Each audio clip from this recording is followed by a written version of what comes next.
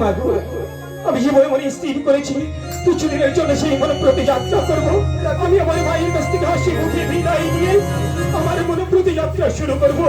তুমি আমার হাসি মুখে বিদায় দেবে না, আমি বিদায় দেবে না।